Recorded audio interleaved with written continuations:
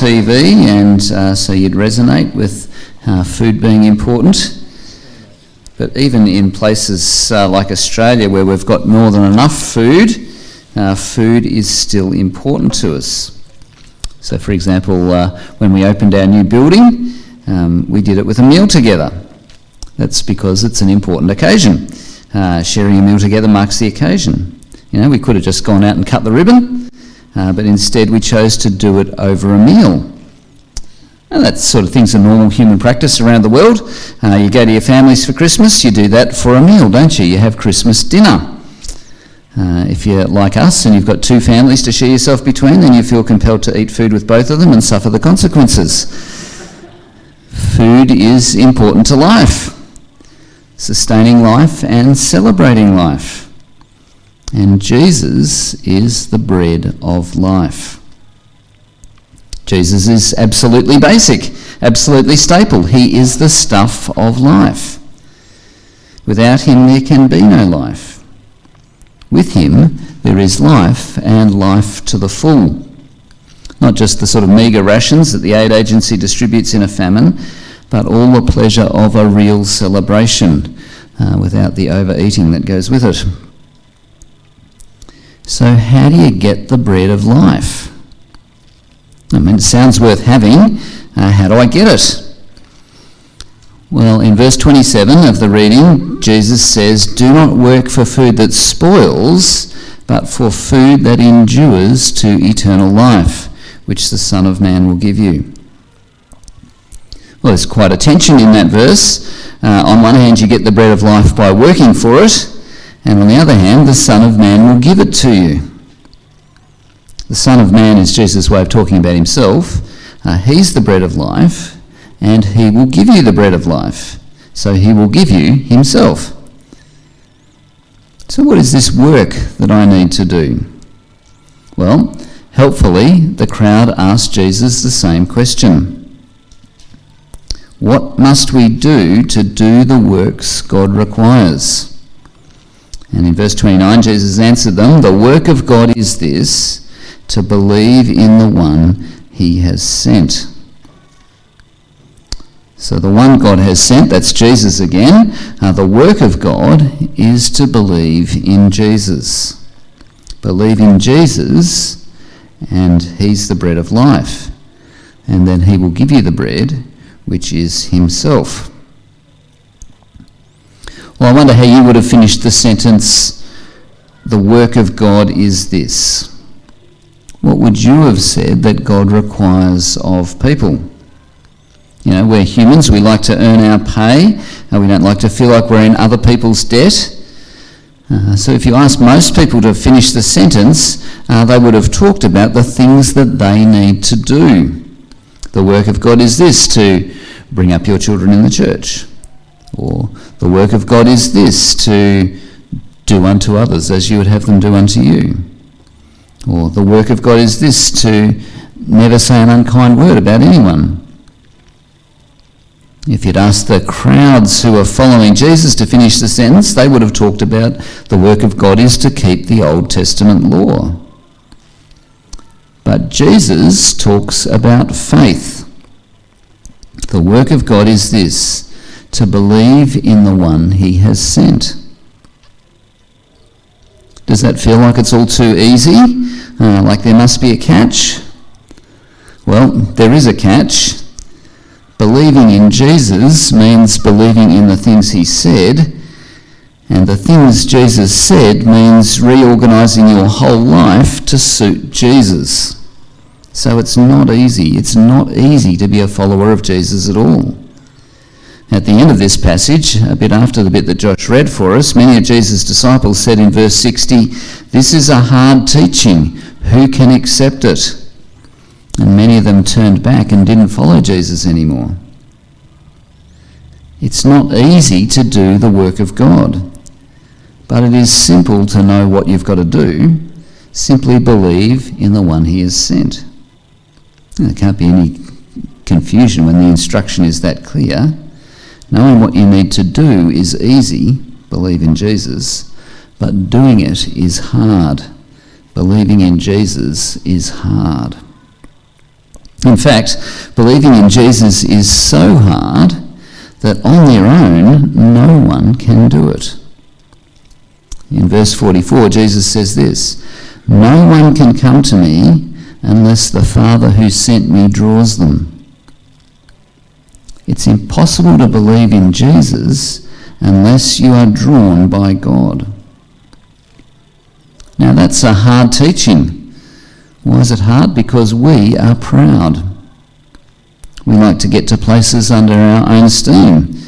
But Jesus says you cannot do it under your own steam. You can only do it if you are drawn by my Father. Well, that bursts our bubble. There's no room for pride. You know, we're a bit like the little white fluffy bits on the dandelion. They want to hop over the fence and grow some nice dandelions in the neighbour's lawn, but they can't get there by themselves. Unless the wind comes along and gives them a puff, they're not going anywhere. Well, how are you going to know if God is drawing you to come to Jesus? Well, if God is drawing you to Jesus, then you're going to be receptive to Jesus' teaching. You'll hear Jesus' teaching and you'll think to yourself, oh, yep, I can see how that makes sense. I can see that Jesus is the bread of life. I can see he's inviting me to come to him. And you know what? I feel like coming. If that's how you feel, then God is drawing you to Jesus. What if God's not drawing you to Jesus? How are you going to feel then? Well, the passage tells us. When Jesus said, "No one can come to me unless the Father who sent me draws them," he was in fact responding to people who were not being drawn to him. And this is how John describes it for us in verse 41. At this, the Jews began to grumble about Jesus because he said, "I am the bread that came down from heaven." They said, "Is not this Jesus, the son of Joseph, whose father and mother we know? How can he now say, 'I came down from heaven'?"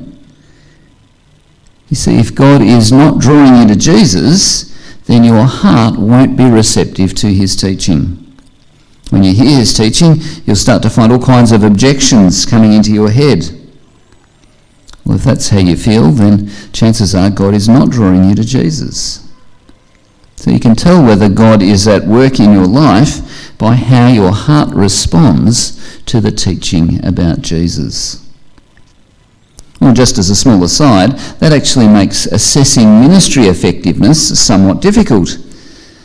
You know, am I an effective minister of the gospel of Jesus?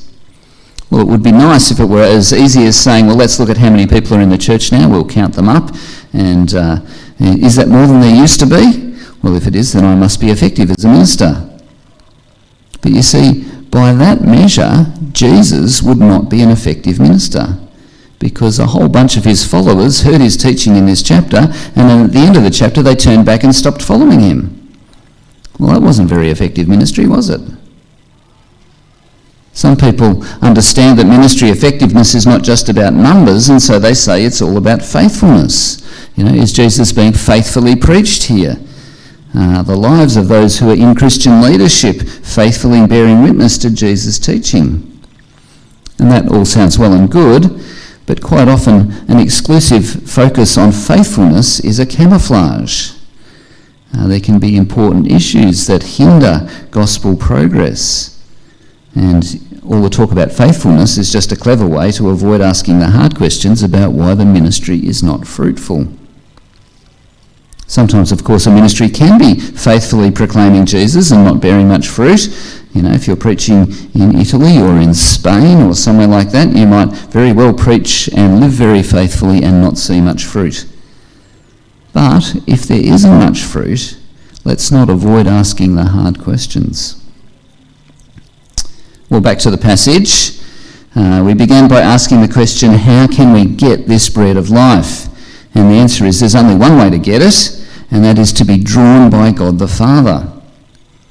And if you're drawn by the Father, then you will come to Jesus.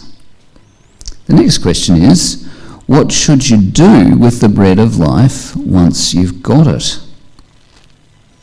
And the rather obvious answer is, eat it. I mean, what would you do with a piece of bread if you were hungry? You eat it. And so in verse 51, Jesus says, "I am the living bread that comes down from heaven. If anyone eats of this bread, they will live forever. This bread is my flesh, which I will give for the life of the world." In verse 53, he puts it even more starkly. He says, "I tell you the truth, unless you eat the flesh of the Son of Man and drink his blood, you have no life in you." Well, that's quite a gross metaphor, really, isn't it? You know, cannibalism is not the stuff of polite conversation. Aren't there ways that Jesus could have got across his message without using such extreme imagery? Well, yes, he could have. He could have said something like, "What you need to do is intertwine your life with mine, so much so that it must be like I'm part of you and you're part of me." I mean, Jesus could have said that, but he didn't. You see, sometimes shock tactics are the right tactics. And in a situation such as this, where people's very survival depends on it, they need to be shocked into taking notice. Jesus knows that the people he's talking with are at the point of failing to take the bread of life. You know, it's not the time for the English way of doing things. This is not the time to brew a pot of tea and get out the Royal Doulton and have a little fireside chat. No, Jesus communicates his passion. These matters are important.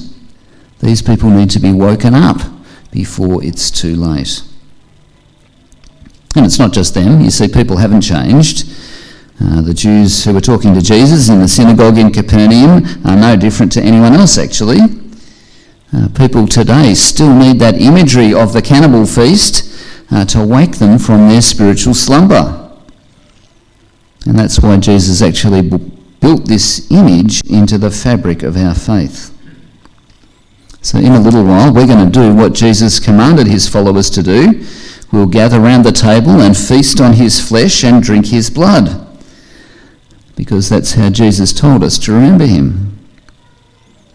The cross is the central reality of our lives.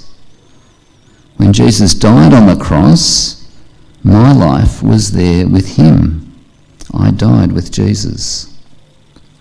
When I live my life, he's alive in me. I participate in his death, and he is my life. He and I are so tied up together that we can't be separated. And the way that that picture gets imprinted in my mind is in the symbolism of communion. I feed on Jesus, he goes inside of me and becomes part of me. And in feeding, I have life. I share his life. Well, that's a hard teaching. If you come to sharing communion, what you're saying is that your life is not your own. Your life belongs to Jesus. You're giving up ownership of your life. You're acknowledging that you can only have life in Jesus. But if you're ready to respond to that teaching, then you've been drawn by God. Why else would you join in the cannibalistic ritual? But participate we will. As verse 55 says, because his flesh is real food and his blood is real drink. Or verse 58 says, whoever feeds on this bread will live forever. Well, we can get too distracted saying what these verses don't mean. Yes, they don't mean that the bread and wine literally turn into Jesus' body and blood. Jesus certainly doesn't mean that. He's not even in the first instance here talking about communion, because the people listening to him in John chapter 6 had no concept of communion because Jesus hadn't invented it yet. But let's not get distracted by what Jesus doesn't mean. Let's focus on what he does mean. Jesus does mean that our lives need to be tied up with his life. He does mean that he is our source of nourishment, that we have life only in him. He means that he is as basic to our life as a staple food. You can't do without him. Life is impossible without him. But if you're feasting on Jesus, then your life will last forever. What is the work that God the Father requires? To believe in the Son. But lest you think that believing in the Son is an academic exercise, no, it's about having Jesus as the staple food of your existence. It's about accepting Jesus' teaching as the instruction manual for your life. It's about being utterly dependent on Jesus, because nothing else and no one else can give eternal life. It's about saying with the Apostle Paul, "For me to live is Christ." So today, when we take communion, that will be your response. I'm going to say to you, Jesus is the bread of life. And your response will be, "For me to live is Christ." Now, I understand that some of the people out there are Anglicans, and change is very difficult, and you haven't done this before, so we're going to have a little practice. Are you ready? This is a practice for you. I'm going to say, "Jesus is the bread of life," and you say, "For me to live is Christ." And one more time, just for good measure, because 8 o'clock, that wasn't enough practice. "Jesus is the bread of life. For me to live is Christ." Excellent.